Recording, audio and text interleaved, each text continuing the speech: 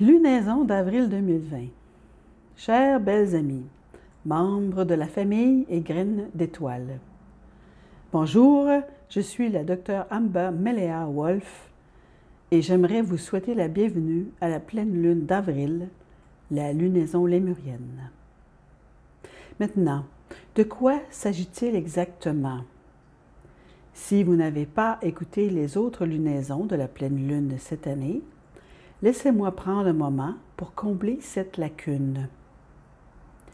La lunaison est une tâche sacrée que les mères des étoiles, nos parents des Pléiades, m'ont confiée au début ou à la mi-décembre 2019. Et elles m'ont dit qu'elles comptaient les rotations de notre Terre et nos saisons à partir du solstice de décembre, donc le solstice d'hiver. Et c'est à ce moment que j'ai aussi commencé ce calendrier, la lunaison. Donc en janvier, nous avons eu notre première lune, la pleine lune depuis le solstice d'hiver. Février, mars et maintenant, nous en sommes à notre quatrième pleine lune depuis le solstice d'hiver, le dernier solstice d'hiver. Et nous continuons ainsi jusqu'à l'année prochaine. Et l'une des choses que les mères des étoiles continuent de me donner, comme point de référence, c'est le fait que, depuis l'espace galactique où elles habitent, notre calendrier julien, est quelque chose que nous devrions mettre en place pour nous aider dans notre monde linéaire et dans un genre de monde linéaire étroit parce que nous n'avons pas été formés ou nous ne nous rappelons pas encore ce qu'est l'espace dans son ensemble et notre place à l'intérieur de celui-ci. Donc, quand nous avons des lunaisons, quand nous avons cette pleine lune, presque chaque mois, nous avons une manière différente de la concevoir. Chaque mois coïncide avec les codes lémuriens d'activation et il y en a 11. Et à la 12e lune, ils seront tous ensemble. Voici la carte numéro 4, ou le centre étoile numéro 4, qui est le centre du cœur. Donc, il se trouve que la lune actuelle en astrologie, la pleine lune d'avril, porte le nom de la lune rose. Et elle suit un trajet elliptique autour de la Terre, ce qui veut dire qu'elle ne nous encercle pas ou nous ne l'encerclons pas. En un cercle parfait, nous disons que nous l'encerclons, ou plutôt qu'elle nous encercle. Elle forme une ellipse qui ressemble davantage à un ovale allongé. Donc parfois elle est plus loin et parfois elle est plus près de notre planète.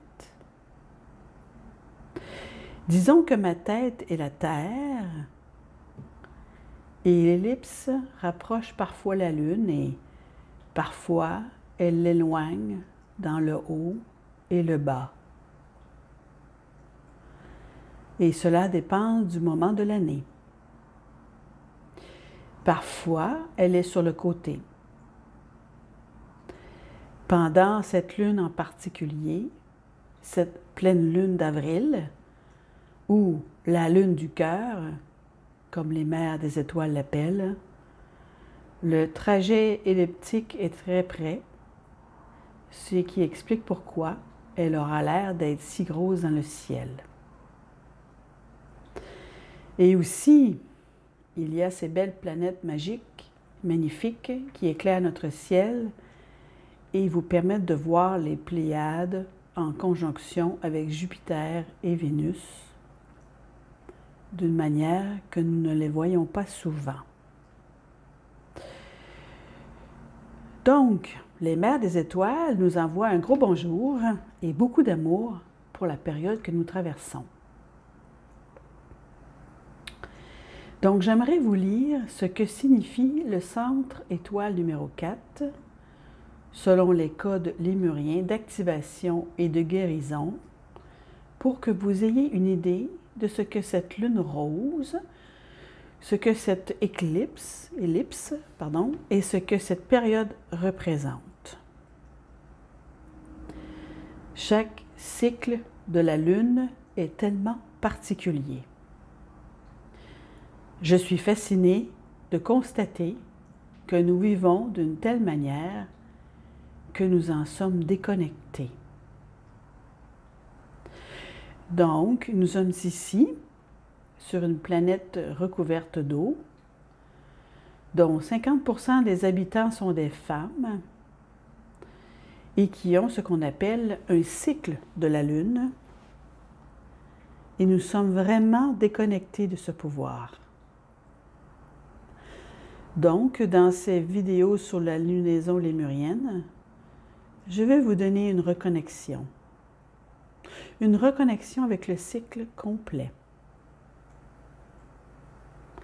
Donc, de la dernière pleine lune à celle-ci, il y a une troisième centre étoile. Et de la pleine lune actuelle, en avril, jusqu'à la pleine lune de mai, il y a le quatrième centre étoile. Bon, allons-y. Je vais vous lire le centre étoile numéro 4. Donc, si vous voulez bien, fermez simplement les yeux. Prenez une inspiration et nous allons entrer dans un état méditatif parce que l'énergie des mères des étoiles, qui sont à l'origine de ces beaux codes lémuriens, leur énergie passe à travers moi pendant que je parle et que je vous transmets le message.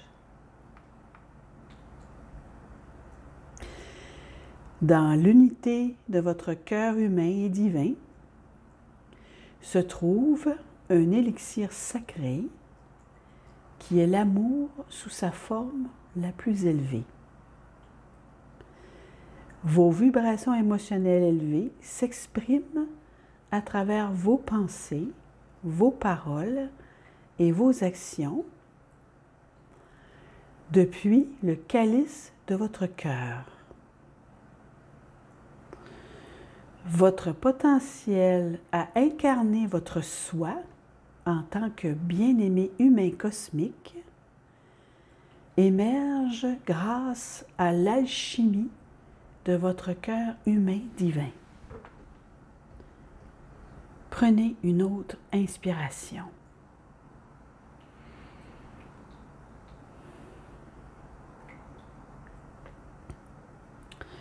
Donc, j'aimerais maintenant parler avec vous de chacun de ces énoncés.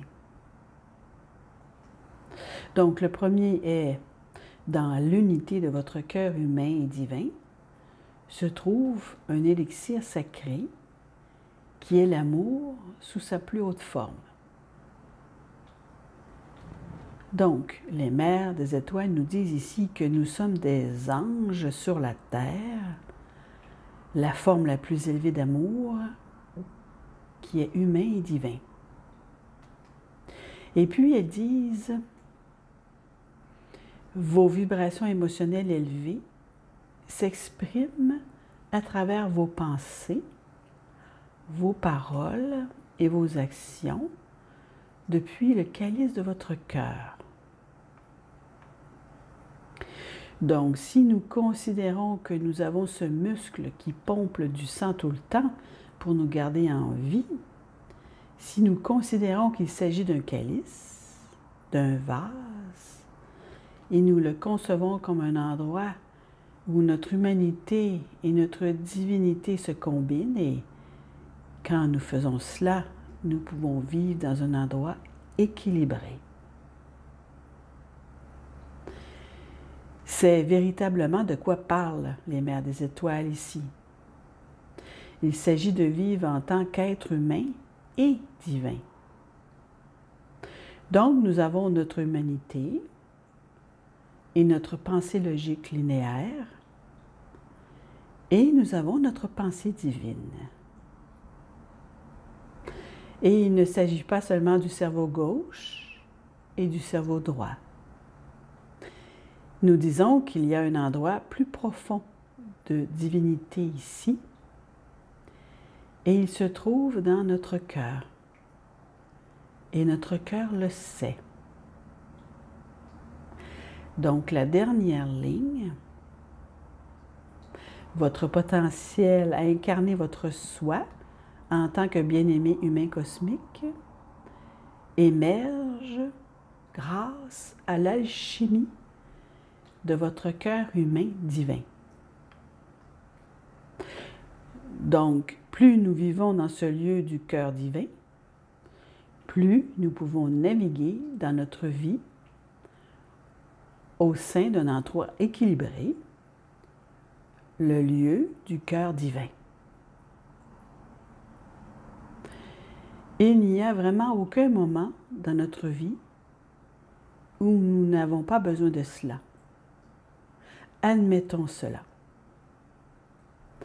Il peut s'agir d'une journée normale ou il peut s'agir d'une période difficile. Quand nous allons dans le monde en étant équilibrés entre notre humanité et notre divinité, quand nous parlons à partir du calice de notre cœur, tout change. Tout change.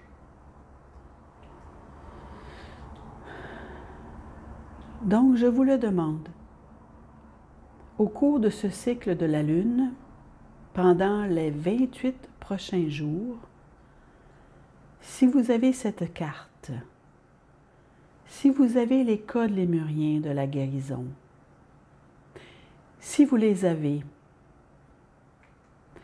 gardez-la à un endroit où vous pouvez vous connecter avec elle, même de façon subconsciente, parce que c'est vraiment la connexion la plus puissante pour changer notre schème de pensée. C'est avec le subconscient. Donc gardez-la à un endroit où vous pouvez la voir. Si vous n'avez pas ces cartes, et il n'est pas nécessaire que vous les ayez, dessinez un cœur sur un morceau de papier et écrivez dessus « Humain et divin » ou « Divin et humain ».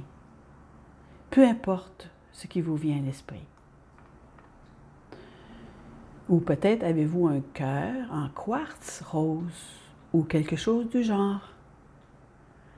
Gardez-le sorti pendant ce prochain cycle de la Lune comme un petit rappel pour vous souvenir de qui vous êtes pendant que vous avancez dans votre journée humaine physique, pour que votre divinité occupe autant de place que votre humanité.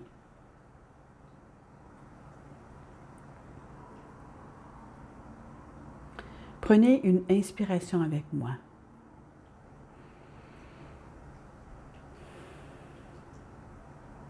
Bon.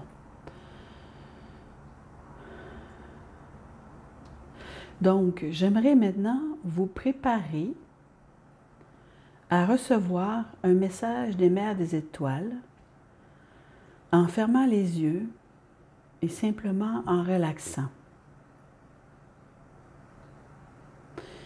Ces messages viennent comme une bénédiction de nos parents célestes.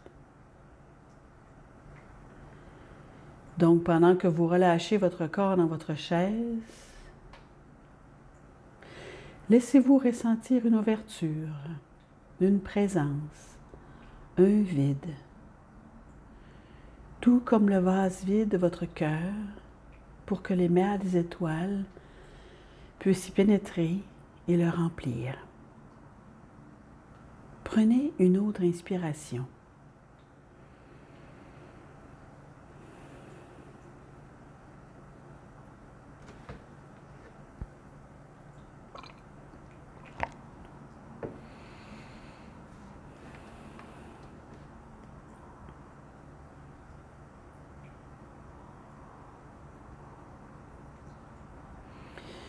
Chères femmes lumineuses, nous nous avançons dans cette réunion avec notre Méléa bien-aimée et tous les enfants des étoiles qui écoutent maintenant et dans l'avenir. Et nous sommes enthousiastes et nous célébrons avec vous ce cycle de la Lune et nous vous transmettons maintenant cette information qui est propre à ce cycle de la Lune. Et il n'y aura jamais un autre cycle de la Lune comme celui-ci. Oui, vous aurez un autre mois d'avril, mais il sera pendant votre année 2021 et ce sera un cycle différent. Donc, nous vous demandons, avec la présence dans laquelle vous pouvez vous maintenir dès maintenant, de prêter attention à ce cycle de la Lune en raison de son caractère spécial, quelle que soit la forme que cela peut prendre pour vous. Maintenant, nous allons vous dire quelque chose que nous n'avons jamais dit. Nous voyons votre planète et le mouvement des autres planètes autour de vous comme étant propres à la galaxie. Nous savons que c'est le cas. Nous vous regardons d'un endroit plus lointain que vous ne le pensez. Vous nous voyez comme si nous vivions à 444 années-lumière de vous, dans l'amas stellaire situé le plus près de votre planète. Oh, 444 années-lumière, c'est très loin. Donc imaginez, si vous le voulez, pour un moment ou deux, que là où nous nous trouvons, le point de vue est bien plus large. Nous ne vous demandons pas de vous rendre ici pour le moment, mais dans votre esprit, imaginez que quand vous vous tenez au sommet d'une colline, ou peut-être que vous conduisez jusqu'au sommet d'une colline, vous pouvez voir jusqu'à une distance que vous ne pouvez pas voir quand vous êtes au bas de la colline. Donc, c'est notre métaphore. Nous vous regardons depuis l'espace et nous regardons la galaxie dans laquelle vous vivez depuis l'espace et nous mesurons votre temps d'une manière tout à fait différente. Et nous vous demandons, pendant que nous ciblons véritablement cette lune au cours des 28 prochains jours, de savoir qu'il s'agit d'une très petite partie du temps dans le sens très large du mot temps. Donc, ces 28 jours qui changeront la Terre pour vous tous représentent une très petite partie du temps dans la vie d'une planète ou d'une galaxie ou certainement de l'univers. Toutefois, le fait de vous occuper des 28 prochains jours en y accordant une grande importance, c'est quelque chose que vous serez toujours contente d'avoir fait. C'est un moment d'élévation de l'énergie et, comme toujours, la Lune brille de façon lumineuse sur votre planète et elle crée aussi des ombres lumineuses. C'est une période où vous regarderez ces ombres et choisirez sur quoi vais-je porter mon attention. Qu'est-ce qui peut tout simplement se dissiper comme une ombre parce que ça n'est plus utile. Ça ne m'est plus utile. Quelles circonstances? Quelle relation? Que puis-je regarder à propos de moi pour le changer? Puis-je imaginer être différente? Puis-je me tourner vers l'avenir dans 1 an, dans 13 lunes?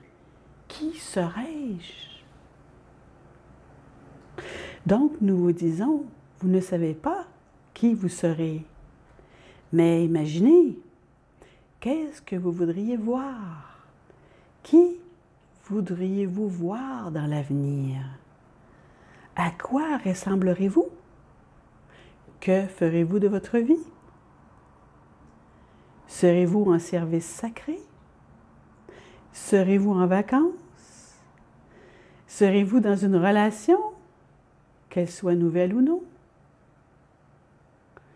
Des enfants viendront-ils dans votre vie et en repartiront-ils?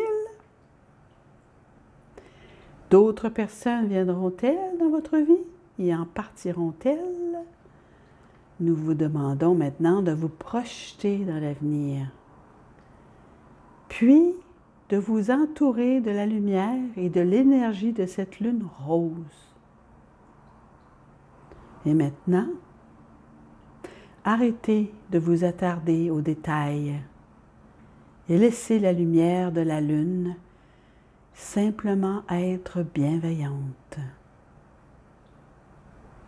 Ressentez-la simplement autour de votre vous futur comme une force bienveillante, comme une lumière de l'amour, du changement et du bien. Voyez-vous là, en train de vous détendre, d'accepter, de permettre et de recevoir le bien, la grâce qui vient pour que vous vous voyiez dans la lumière d'un beau changement, d'une croissance bienfaisante, du service sacré, de votre lien avec vous-même et avec d'autres, par l'élixir sacré qui se trouve dans votre cœur humain et divin. Chers enfants, ce seront toujours les enseignements que nous vous donnerons. Nous vous demanderons toujours de vous souvenir de qui vous êtes. Donc, pour ce cycle de la Lune, continuez de vous maintenir dans cette lumière rose de l'avenir, cette lumière rose du divin maintenant, cette lumière d'amour qui est créée dans le cœur des mères des étoiles, vos parents des Pléiades. Et les enseignantes et les maîtres qui sont ici, que vous êtes tous en train de devenir, vous êtes la lumière et vous êtes l'amour de la planète. Vous êtes la guérison et il en sera toujours ainsi. Que vous en soyez plus consciente ou moins consciente. Et nous sommes ici pour vous guider. Prenez une inspiration, s'il vous plaît. Nous demandons par ceci, bien-aimées femmes lumineuses, nous terminons par ceci. Abandonnez-vous à la collaboration aimante de votre communauté. Chacune d'entre vous connaît quelqu'un qui connaît quelqu'un et alors vous formez une communauté. Et ensemble, vous vous ouvrez à la guérison. Vous apportez de la compassion dans les blessures des personnes qui ne sont pas encore guéries. Et vous vous aimez et vous vous acceptez dans cette lumière de conscience et de pardon. Nous nous retirons maintenant et nous vous laissons un message de notre cœur, notre élixir sacré, à votre cœur.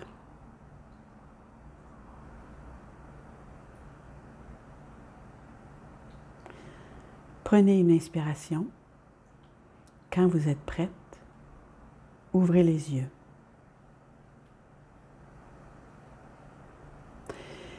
Merci, Mère des Étoiles. Donc, ma chère famille, mes chers frères et sœurs lumineux de la Terre et de toute la galaxie, quel que soit l'endroit où vous êtes, quel que soit le pays, quel que soit le fuseau horaire, quelle que soit la langue, l'offre des Mères des Étoiles consiste à toujours faire de notre mieux, avec douceur, à reconnaître qui nous sommes, à titre d'être divin, humain et divin. Donc, portez-vous bien. Veuillez prendre soin de vous. Veuillez trouver votre équilibre dans tout ce que vous êtes et tout ce que vous faites. Aloha pour le moment.